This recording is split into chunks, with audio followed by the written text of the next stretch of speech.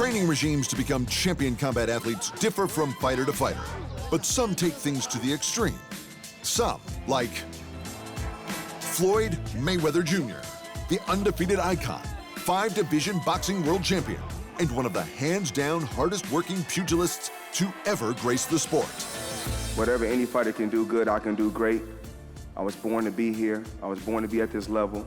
I'm at the pinnacle. I'm the face of boxing, and I'm dedicated to my craft. And the result of growing up with a championship-caliber family that trained him from birth was one of the best ring IQs in boxing history. But to start punching from childhood comes at a heavy price: brittle hands. As a result, Mayweather was never a power puncher. But this perceived weakness gave rise to Mayweather's two other greatest strengths: his never-ending cardio and his sublime technique. To put it simply, Mayweather never gassed, and that's in no small part thanks to his running, skipping, and shadowboxing warm-up regime, as well as his utilization of active rest breaks. The man is famous for running. Even out of camp, he'd hit the road for a casual 5 to 10 mile jog, whenever and wherever he's at. So starting his day with a run was like breathing. Then there was the skipping. Double jumps, crisscrosses, heel taps, crossovers, you name it, at speed, often with ankle weights, and sometimes without rounds. He'd just go 15 minutes flat out, because he could. His shadowboxing was the same. Mayweather regularly did 15 minutes or more straight, sometimes with weighted ankles, and sometimes holding weights in both hands. And if he did take breaks, they weren't like your usual breaks. Mayweather's rest periods were always active. He'd walk and chat and laugh, no matter how tired he was. This was for added cardio, but it also trained him to never, ever show that he was tired.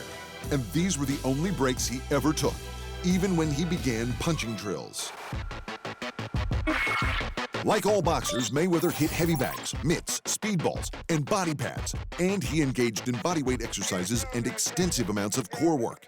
But it was never about pure strength. It was about speed, precision, purpose, and endurance.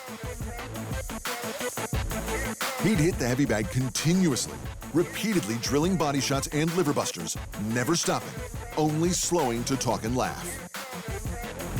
Like his hands in the ring, his speed bag work was continuous, fast, and automatic. And his pounding of the body protector was more about honing his ability to control an opponent with stinging precision than brute power. But it was his pad work with Uncle Roger that was truly remarkable. It looked more like a choreographed dance routine than boxing training. They didn't talk. They'd punch and block without missing a step. And they'd go for rounds and rounds without taking breaks. It was simply remarkable.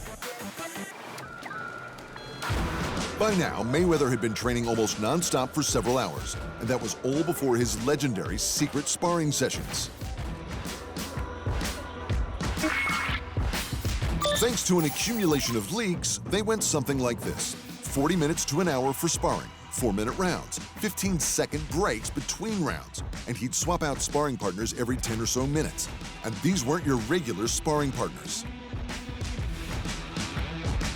These were professional fighters. Some were world champions, and he'd swap them out because he'd be beating them up while he talked smack the entire time.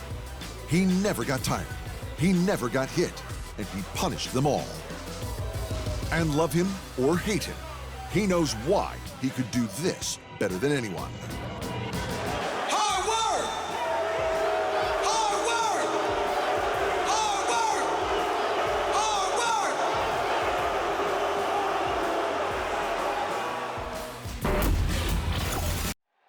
Thanks for watching. And remember, if you want more fight sports in your life, just hit the subscribe button.